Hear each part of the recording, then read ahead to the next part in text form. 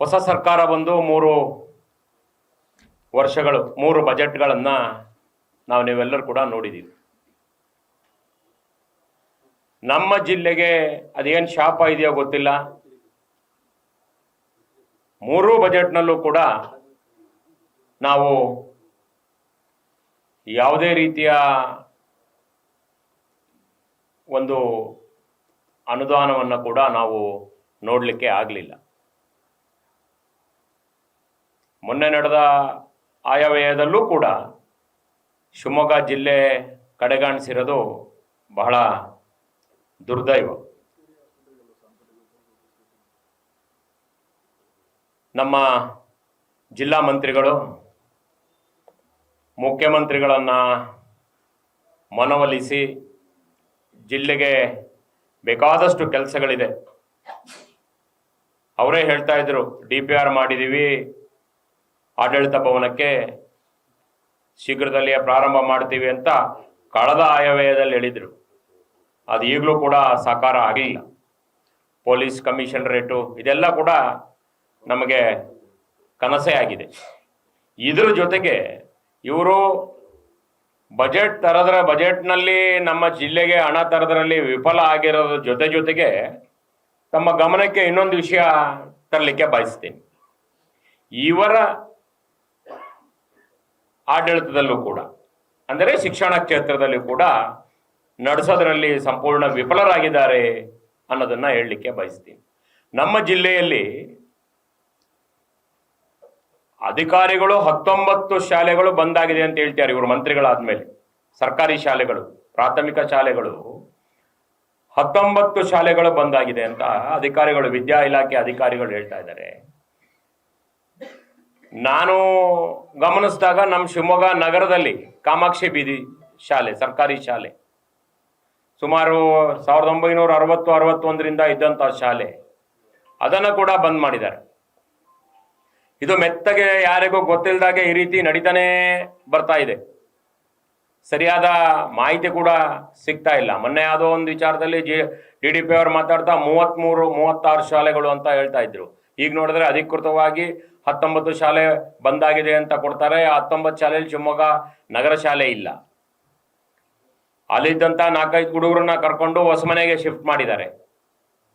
ಒಟ್ಟಾರೆ ನಮ್ಮ ಜಿಲ್ಲಾ ಮಂತ್ರಿಗಳ ಕಾರ್ಯವೈಖರಿ ಹೇಗೆ ಅಂತೇಳಿ ನಾನು ಪ್ರಶ್ನೆ ಮಾಡಲಿಕ್ಕೆ ಬಯಸ್ತೇನೆ. ಒಂದು, ಅನುದಾನ ತರೋದರಲ್ಲಿ ವಿಫಲ. ಇನ್ನೊಂದು, ಅವರದೇ ಶಿಕ್ಷಣ ಮಂತ್ರಿಗಳು ಅಲ್ಲೂ ಕೂಡ ಈ ರೀತಿಯ ವಿಫಲರಾದರೆ ಆ ಶಾಲೆಗಳಿರೋ 100 ಮೀಟರ್ 200 ಮೀಟರ್ ಪಕ್ಕದಲ್ಲಿ ಪ್ರೈವೇಟ್ ಸ್ಕೂಲಲ್ಲಿ ಸೀಟ್ ಸಿಕ್ಕಲ್ಲ. ಪಕ್ಕದಲ್ಲಿ ಈ ಥರ ಶಾಲೆಗಳನ್ನು ಬಂದ್ ಮಾಡ್ತಾ ಹೋದರೆ ನೀವು ಯಾವ ಮಟ್ಟಕ್ಕೆ ತಗೊಂಡು ಹೋಗ್ತಾ ಇದ್ದೀರಾ ನಿಮ್ಮ ಕ್ಷೇತ್ರನ? ಬಡವ್ರ ಮಕ್ಕಳು ಓದಲೇಬಾರ್ದು ಅಂತ ಏನಾರ ತೀರ್ಮಾನ ಮಾಡಿದ್ದೀರಾ ಅಂತೇಳಿ ಕೇಳುವಂಥ ಒಂದು ಸಂದರ್ಭ ಬಂದಿದೆ ಅಂತ ಹೇಳಲಿಕ್ಕೆ ಬಯಸ್ತೀನಿ. ನಿಮ್ಮ ಮುಂದೆಲ್ಲ ನಮ್ಮ ಶಿವಮೊಗ್ಗ ದುರ್ಗಿಗುಡಿ ಶಾಲೆ ಇದೆ. ಅಲ್ಲಿ ಕೂಡ ಜನ ಪೋಷಕರು ಬಂದು ಅಡ್ಮಿಷನ್ ಮಾಡಿಸಿ ತುಂಬ ಚೆನ್ನಾಗಿ ನಡೀತಾ ಇದೆ. ಯಾಕೆ ನಿಮಗೆ ಬೇರೆ ಸ್ಕೂಲ್ಗಳನ್ನು, ಗೌರ್ಮೆಂಟ್ ಸ್ಕೂಲ್ಗಳನ್ನ ಆ ರೀತಿ ಮಾಡ್ಲಿಕ್ಕೆ ಆಗೋದಿಲ್ಲ? ಯಾಕೆ ಬಂದ್ ಮಾಡಿಸ್ತಾ ಇದ್ದೀರಾ? ಮುಖ್ಯಮಂತ್ರಿಗಳು ನೋಡಿದ್ರೆ ಅಲ್ಲಿ 15,000ದಿಂದ 20,000 ನೇಮಕ ಮಾಡ್ತೀವಿ ಶಿಕ್ಷಕರನ್ನ ಅಂತಾರೆ. ಒಂದ್ ಕಡೆ ನೇಮಕ ಮಾಡ್ತೀವಿ ಅನ್ನೋದು, ಒಂದ್ ಕಡೆ ಸ್ಕೂಲ್ನ ಬಂದ್ ಮಾಡ್ತಾ ಹೋಗೋದು. ಯಾವ ರೀತಿಯ ನಡೆ ಇದು ಅಂತ ಅರ್ಥ ಆಗ್ತಾ ಇಲ್ಲ. ಅದರಲ್ಲೂ ನಮಗೆ ನಿಜಕ್ಕೂ ಹೇಳ್ಬೇಕಂದ್ರೆ ನಾವು ಏನೋ ಭಾಳ ಅನುದಾನದ ಕೊರತೆ ಇದೆ, ಬಜೆಟಲ್ಲಿ ಏನೋ ಬಂದಿಲ್ವೇನೋ ಅಂತ ಅನ್ಕೊಂಡ್ರೆ, ಅದಾಯಿತು ಅಂತಂದರೆ ಇಲ್ಲಿ ಅವ್ರ ಕ್ಷೇತ್ರದಲ್ಲೂ ಕೂಡ ಈ ರೀತಿ ವಿಫಲರಾಗ್ತಾ ಬಂದರೆ, ನೋಟ್ಬುಕ್ಗಳನ್ನು ಉಚಿತವಾಗಿ ಕೊಡ್ತೀವಿ ಅಂದಿದ್ರು, ಇವತ್ತಂಕ ಕಾಣಲಿಲ್ಲ ಉಚಿತವಾಗಿ ನೋಟ್ಬುಕ್ ತೊಗೊಳೋದನ್ನು. ಈ ರೀತಿ ನಮ್ಮ ಮಂತ್ರಿಗಳ ಒಂದು ಕಾರ್ಯವೈಖರಿ ಅದೇನು ಅವರಿಗೆ ಇಷ್ಟ ಆಗಬೇಕು ಏನೋ ಗೊತ್ತಿಲ್ಲ.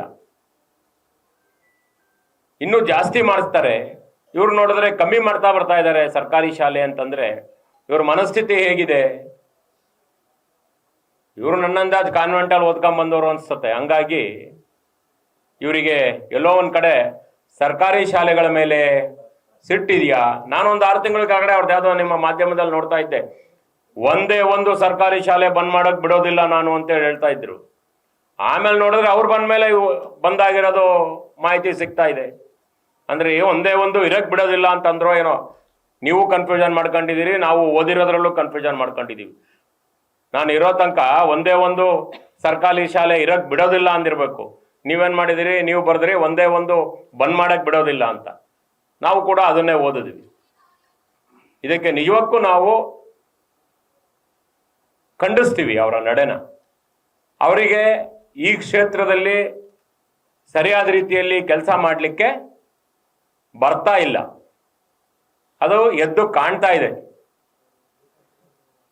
ಶಿವಮೊಗ್ಗ ಅದೇನು ಅನ್ಯಾಯ ಮಾಡಿದೆಯೋ ಗೊತ್ತಿಲ್ಲ, ಶಿವಮೊಗ್ಗ ನಗರಕ್ಕಂತೂ ಯಾವುದೇ ರೀತಿಯ ಕೊಡುಗೆ ಇಲ್ಲ, ಇಡೀ ಜಿಲ್ಲೆಗೆ ಇಲ್ಲ ಬಿಡಿ. ಅದರಲ್ಲೂ ಜಿಲ್ಲಾ ಕೇಂದ್ರದಲ್ಲಿ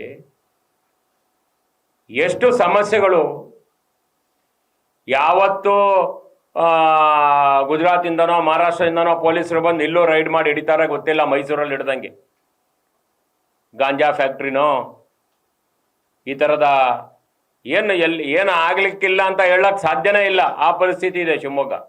ನಾನು ರಕ್ಷಣಾಧಿಕಾರಿಗಳಲ್ಲಿ SP ಅವರಲ್ಲಿ ಆಗ್ರಹ ಮಾಡ್ತೀನಿ, ಏನು ಟ್ರಾಫಿಕ್ ಪೊಲೀಸ್ನವರು ಸೈಡಲ್ಲಿ ಮೂಲೆಯಲ್ಲಿ ನಿಂತ್ಕೊಂಡು ಹೆಲ್ಮೆಟ್ ಹಾಕೋ ಪೆನಾಲ್ಟಿ ವಸೂಲಿಯಲ್ಲಿ ಮಾಡೋ ಒಂದು ಮುತುವರ್ಜಿ, ರಕ್ಷಣಾಧಿಕಾರಿಗಳು ಈ ಗಾಂಜಾ OC ಇವಕ್ಕೇನೆ ಒಂದು ಸ್ಕ್ವಾಡ್, ಒಂದು ಪಡೆಯನ್ನ ಮಾಡಬೇಕು. ಅವ್ರಿಗೆ ಬೇರೆ ಏನು ಕೆಲಸ ಕೊಡಬೇಡಿ ನೀವು. ಅವ್ರಿಗೆ ಕೆಲಸಗಳು ಜಾಸ್ತಿ ಆದರೆ ಇದನ್ನ ತಹಬಂದಿಗೆ ತರೋದ್ರಲ್ಲಿ ಆಗ್ತಾ ಇಲ್ವಾ ಅಂತ ಅವರಿಗೆ ಒಂದು ವಿಶೇಷವಾದ ಒಂದು ಟೀಮ್ ಮಾಡಿ, ಸ್ಕ್ವಾಡ್ ಮಾಡಿ. ಇಲ್ಲ ಅಂತಂದ್ರೆ ಸದನದಲ್ಲಿ ಕೂಡ ಅದೇ ಪ್ರಸ್ತಾಪ. ಇಡೀ ರಾಜ್ಯದಲ್ಲಿ ಶಿವಮೊಗ್ಗ ನಗರ ಒಂದು ಬ್ಲ್ಯಾಕ್ ಮಾರ್ಕ್ ಆಗ್ತಾ ಇದೆ ಈ ವಿಚಾರದಲ್ಲಿ.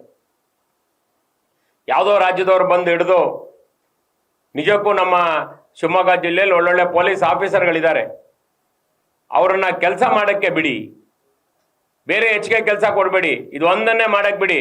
ಅವಾಗ ಯಾವ ಥರ ಕೆಲಸ ಆಗತ್ತೆ ಅನ್ನೋದೊಂದು ಪ್ರಯತ್ನ ಮಾಡೋಣ. ಯಾವುದೋ ರಾಜ್ಯದವ್ರು ಬಂದು ಹಿಡಿದು ಶಿವಮೊಗ್ಗಕ್ಕೆ ಮತ್ತೆ ಮೈಸೂರಲ್ಲಿ ಆದಂಗೆ ಕೆಟ್ಟ ಹೆಸರು ಬರೋದು ಬೇಡ ಅಂತ ಕೂಡ ಈ ಸಂದರ್ಭದಲ್ಲಿ ಹೇಳ್ತಾ, ಮತ್ತೊಮ್ಮೆ ಶಿವಮೊಗ್ಗ ಜಿಲ್ಲಾ ಮಹಿಳಾ ದಿನಾಚರಣೆಗೆ ತಮ್ಮ ಮೂಲಕ ಮನವಿಯನ್ನು ಮಾಡ್ತೀವಿ. ಎಲ್ಲರೂ ಕೂಡ ಬಂದು ಆ ಕಾರ್ಯಕ್ರಮನ ಯಶಸ್ವಿ ಮಾಡಿಕೊಡಿ ಅಂತೇಳಿ ಮಾಡಿ.